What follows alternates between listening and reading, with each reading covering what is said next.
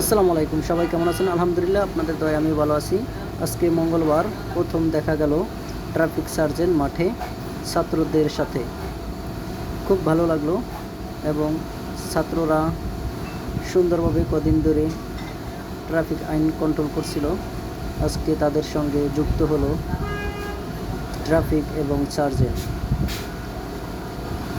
এই পৃথিবীতে এই প্রথমবার দেখলাম ট্রাফিক সার্জেন্ট দাঁড়িয়ে রয়েছে।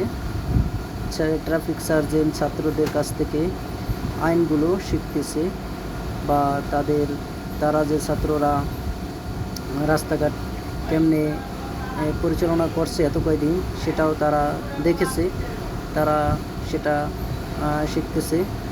ছাত্ররা এখনও মাঠে আছে ইনশাল্লাহ। আর ট্রাফিক সার্জেন্ট এক কোনায় বসে আছে, ছাত্ররা এখনও কন্ট্রোল করতেছে পুরা এলাকাটি।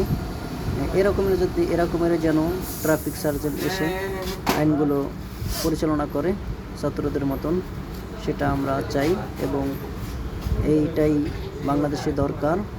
আর আইসা জানি ট্রাফিক সার্জেন্ট খাই না করে, ঘুষ টুস না খায়, তবেই বাংলাদেশটা সোনার বাংলাদেশে পরিণত হবে।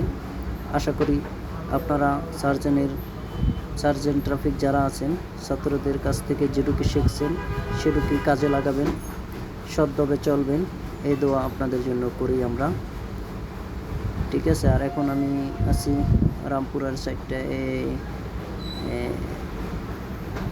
কাকরাইল তেজগাঁওর সাইডটায় আছি। তেজগাঁওটাও দেখেন, তেজগাঁওর রাস্তাটা অনেক সুন্দর। আর এখন আছি আমরা রামপুরার সাইডে। রামপুরা ছাত্ররা বিভিন্ন দেওয়ালে রং করতেছে এবং মনসির ভিতরে এখনও ট্রাফিক সার্জেন্ট আছে, কিন্তু কন্ট্রোল করতেছে আমাদের ছাত্র ভাইরা। দেখুন, এই যে মেরাদিয়ার এখানেও ছাত্ররা কন্ট্রোল করতেছে। খুব সুন্দর, আলহামদুলিল্লাহ।